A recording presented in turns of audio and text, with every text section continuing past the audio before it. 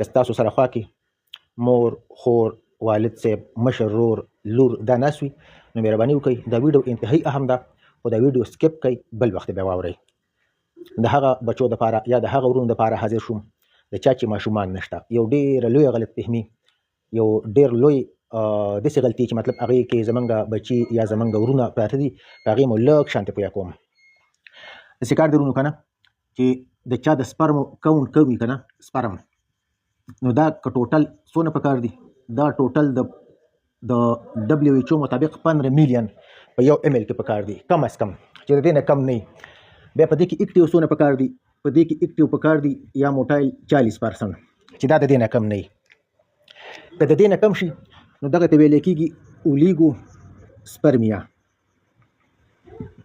او الله تعالی مکه د چا دا بیخي نه نو هغې ته ویل کېږي ایزو سپرمیا. اوس زمونږ بچي یا زمونږ ورونه هغه په کومه غلط فهمۍ کې پراته دي او ډاکټرانو هغوی پوه کړي ولې نه دي. تاسو بچیانو په دې یو خبره باندې ځان پوه کړئ چې انسان نه الله تعالی کله انسان پیدا کوي فرض که زنانه ده نو دا 9 میاشتې یا 9 نیمې میاشتې دا ماشوم په ګېډه باندې اړي. فرض که نن حمل شروع شو دغه شانتې فرض که مطلب یو چیلی ده نو هغه به 6 میاشتې خو شه اړي.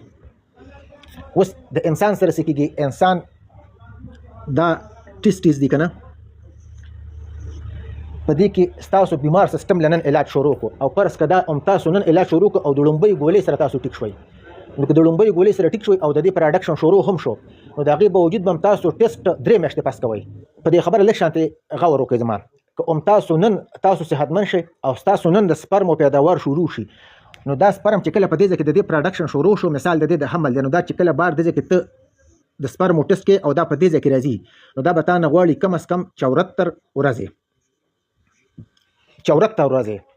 اوس فرض که الله تعالی مکه ستا د سپرم کاونټ کم دی 35% دی 33% دی 30% دی 25% دی 15% دی هر څه چې دی او تا له ډاکټر دوی درکړه نو ته به داسې نه کوې چې یاره ته به میاشت پس خپل ټسټ کوې. دا خو ډاکټرانو له پکار چې هغوی تاسو په 2 زیر باندې پوه کړي. تاسو بچیانو فرض که نن تا له ډاکټر دوی درکړه ته اولیګو سپرمیا ته مخامخ یې ستا د اکټیو سپرم یا موټایل سپرم د هغې کاونټ کم دی او تا له نن هغه دوی درکړه نو کېدای شي چې په 3 میاشتو کې فرض که الله تعالی ته ټیکوي نو په 3 میاشتو کې به ته مکمل ټیکېږي. مثال خبره کوو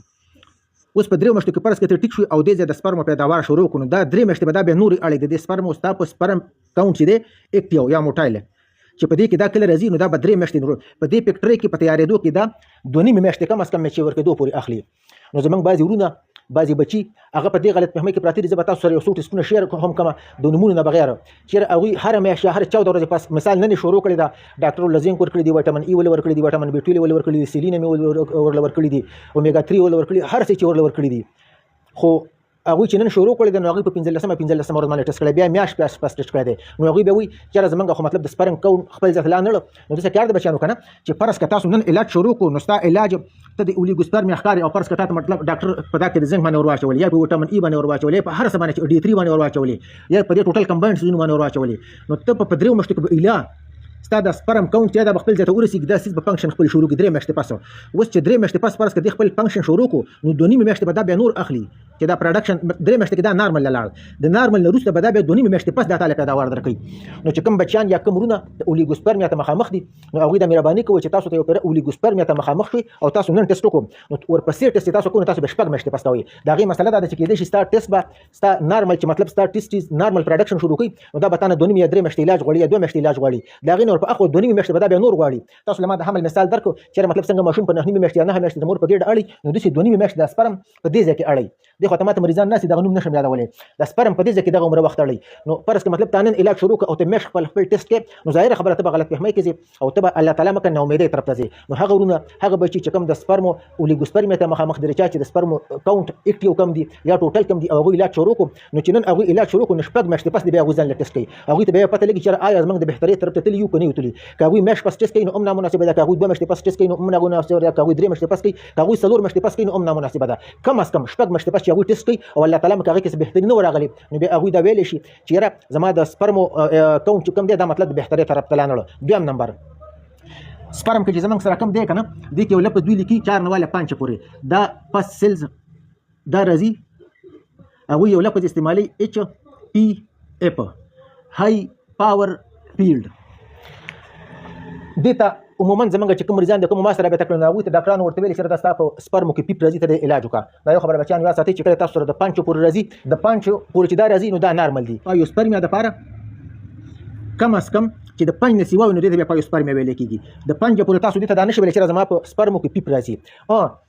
که تاسو په ار بي سي په دې کې ار بي سي راځي تاسو سره ټسټونه په دې کې شیر کوم او په دې کې د ار بي سي سیل چې کوم وي نو مطلب هغه 1 وي یا 2 وي یا هر څه چې وي مطلب خو په ار بي سي مکمل په دې کې نه پکار نو که د ار بي سي په کې کم راځي دوم راځي نو مطلب د دې علاج پکار دی. د خو مریضان دي د خو مریضان دي اجازه نه غواړم خو کوشش دا وکړئ چې دا ویډیو سره د مخکې د هغه بچو لپاره یا د هغه ورونو لپاره شیر کړئ چې څوک په دې غلط فهمۍ کې پراته دي یا څوک په دې ناامیدۍ طرف ته تللي دي چې رګینه الله تعالی ما که علاج کوم او زه نه ټیکېږم چې تاسو پر الله تعالی ما که اولیګوسپرمیا ته مخامخ شوي او تاسو بار بار ټیسټ کوئ نو که تاسو میاشت پس هم ټیسټ کوئ دا به غلط راځي. که تاسو 2 میاشتې پس ټیسټ کوئ نو دا به غلط راځي او هغه څیز به تاسو ناامیدۍ طرف ته وړي او د هغه څیز ناامیدۍ په وجه باندې به تاسو بیا الله تعالی ما که علاج نیمګړی پرېږدئ. اجازه نه غواړم. د الله په امان.